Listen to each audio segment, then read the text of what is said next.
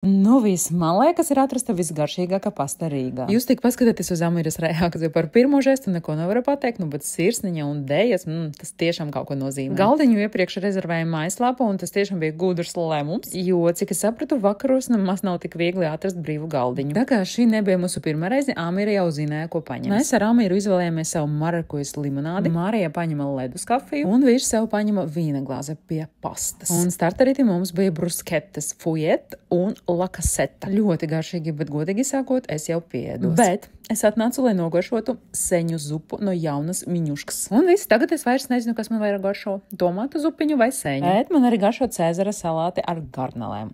Amiras makaroni ar tomātu mērci arī bija ļoti garšīgi. Vīrs un Marija sev paņema karbonāru. Nu, var redzēt, ka garšoja. Mani salāti Amirā arī ļoti garšoja. Šeit es jau pieēdos otro reizi, bet nevarēju apstāties, jo ļoti garšīgi bija. Pieēdes arī Amira. Vēl paspēja pabarot blūzi ar makaroniem. Desertam jau īsti nebija vietas, bet ko tu izdarīsi, ir jāēd. Nevarēja izvēlēties sierakuku vai trimisu, paņemu abus. Un tā visgaršīgākā paštaisīta pasta ir Terbetas ielas 66 Lakaseta Rīgā.